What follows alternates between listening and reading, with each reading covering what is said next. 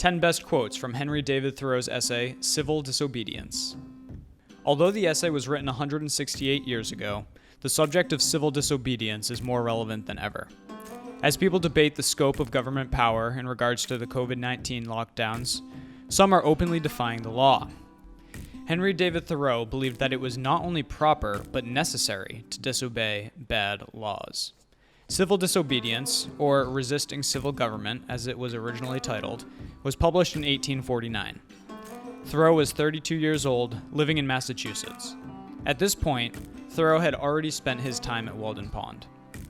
Thoreau had also spent a night in jail years earlier after refusing to pay a poll tax, which he discusses in Civil Disobedience.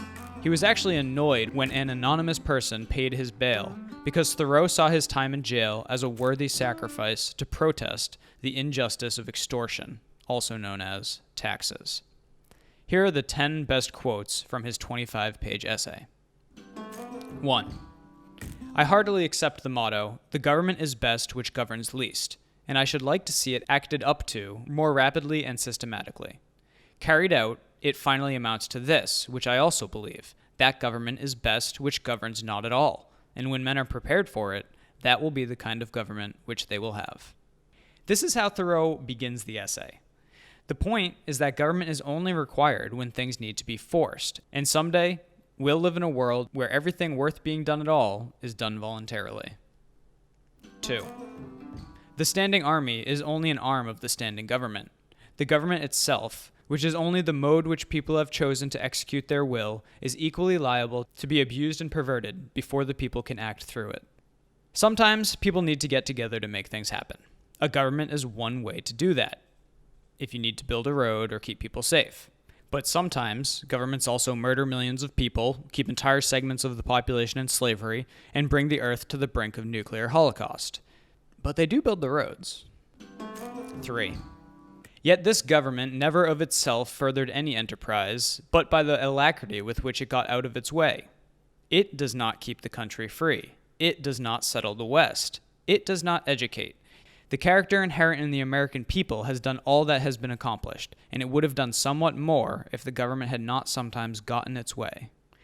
Everything the government takes credit for is really just done by your fellow man. Some things the government does are necessary, but that doesn't mean it is the government that has to get it done. To think that tax-funded things couldn't be funded peacefully is just a lack of imagination and innovativeness, which, as Thoreau points out, crushing imagination and innovation is kind of the government's thing. 4. It is truly enough said that a corporation has no conscience, but a corporation of conscientious men is a corporation with a conscience. Law never made men a whit more just, and by means of their respect for it, even well-disposed are daily made the agents of injustice.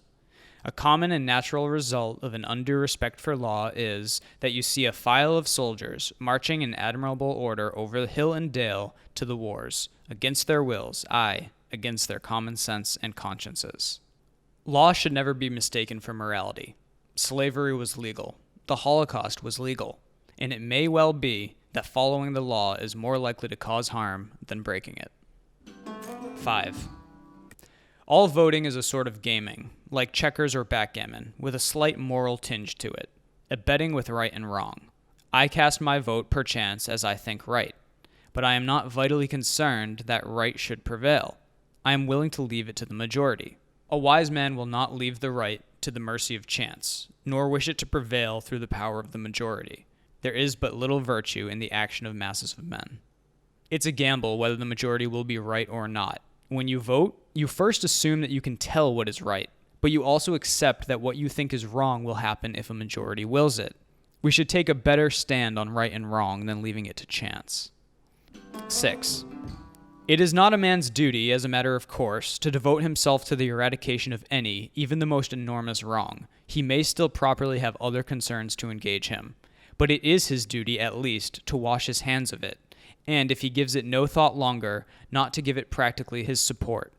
If I devote myself to other pursuits and contemplations, I must first see, at least, that I do not pursue them sitting upon another man's shoulders. I must get off him first, that he may pursue his own contemplations too. We've all got our own stuff going on, and it's impossible to solve all of Earth's issues. If you want to do something bigger, by all means, please do. The world needs it. But don't assume that everyone should make the same calculations as you as to the most important issues deserving of your time and resources.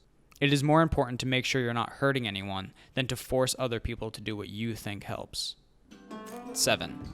If the injustice is part of the necessary friction of government, let it go, perchance it'll wear smooth. Certainly the machine will wear out. But if it is of such a nature that it requires you to be the agent of injustice to another, then I say, break the law. Let your life be a counter-friction to stop the machine.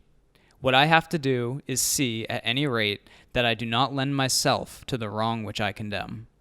We must disobey unjust laws, or else we're allowing them to continue and hurt others. Certainly, we must break a law that requires us to do evil. 8.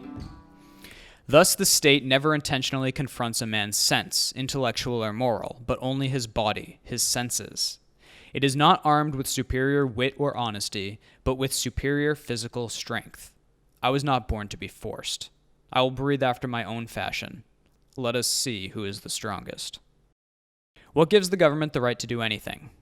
The biggest muscles, the most guns. That's it. But the government can only push so hard before people push back. 9. The progress from an absolute to a limited monarchy, from limited monarchy to a democracy, is a progress towards a true respect for the individual. Even the Chinese philosopher was wise enough to regard the individual as the basis of the empire.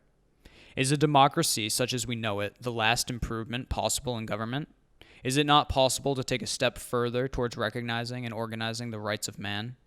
There will never be a really free and enlightened state until the state comes to recognize the individual as a higher and independent power from which all its own power and authority are derived, and treats him accordingly. 10. I please myself with imagining a state at last that can afford to be just to all men, and to treat the individual with respect as a neighbor, which even would not think it inconsistent with its own repose if a few were to live aloof from it, not meddling with it nor embraced by it, who fulfilled all the duties of neighbors and fellow men. A state which bore this kind of fruit and suffered it to drop off as fast as it ripened would prepare the way for a still more perfect and glorious state, which also I have imagined, but not yet anywhere seen. Why should the state care if some don't participate? If they live aloof but don't hurt anyone, why shouldn't they be left alone to their own devices? Thoreau is talking about the radical idea of governing by consent of the governed. Thoreau imagined an organized society that did not have to use coercion and force to get its way. After all, what's wrong is hurting others, yet the state is too often doing the harm. So what do you think of Thoreau's points? Tell me in the comments. Don't forget to comment, tell me how wrong I am, or accuse me of being a vampire or whatever. Hit that subscribe button, hit that little bell so that you're notified next time a video comes out if you want more content like this. I'm Joe Jarvis. Thanks for watching.